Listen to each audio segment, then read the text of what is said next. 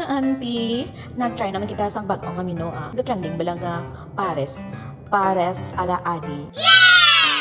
So ari gantilawan ta ang bagong putok bato kag aritis pares. Yuhu!